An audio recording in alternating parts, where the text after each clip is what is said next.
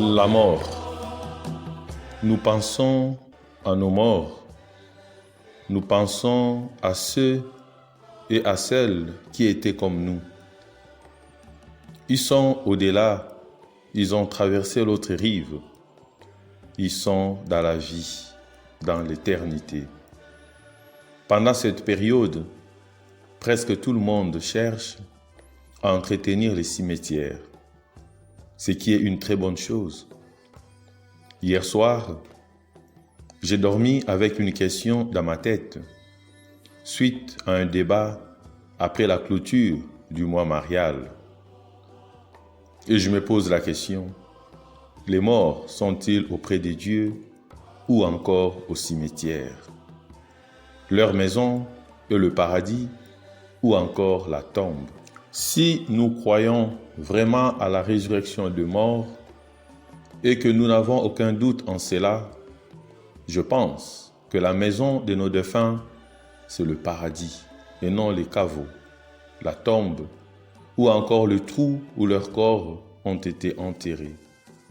Moins encore le lieu de leur mort ou les circonstances. La visite du cimetière doit vraiment être un acte de foi, de vérité et de sincérité. Malheureusement, nous nous trouvons devant une habitude qui peut cacher deux tendances dangereuses. Premièrement, le relativisme vis-à-vis des morts et des lieux où leurs corps ont été enterrés. L'âme appartient à Dieu.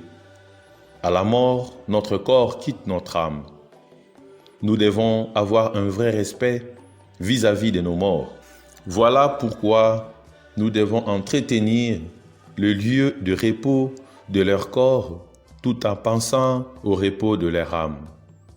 La routine et l'habitude ne doivent pas faire de ce moment un temps de loisir et de distraction, mais un vrai moment de communion et de concentration.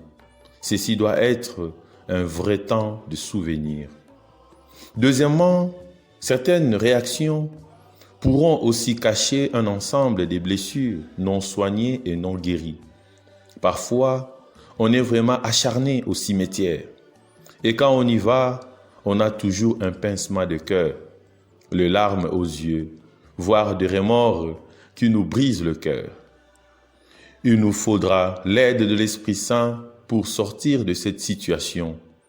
Nous pensons aux morts, non pas pour briser notre existence présente, mais pour leur manifester notre amour et notre attachement. L'amour est éternel. Si nous avons aimé ceux qui sont partis, sachons qu'ils sont dans l'éternité. Nous le savons bien, aimer l'autre, c'est lui dire « toi tu ne mourras pas ». Ils sont morts, mais ils vivent. Chacun de nous a un jour perdu un être cher. Cette séparation est toujours très douloureuse, difficile à gérer. Mais nous le savons, tout est possible à celui qui croit. Si tu te crois incapable de guérir la blessure que t'a laissé la disparition d'un être cher, tu resteras là. Mais si tu crois par ta foi que ton bien-aimé est dans la vie éternelle et que tu pourras te relever après cette épreuve, bravo, tu es déjà guéri. Je ne peux finir cette méditation sans penser à mon cher frère Paios. Mon cher frère, ta famille biologique, nous tes confrères, les amis, missionnaires Oblats de Marie Immaculée de la province du Cameroun, croyons que tu es auprès de Dieu et que ton âme repose en paix. Amen.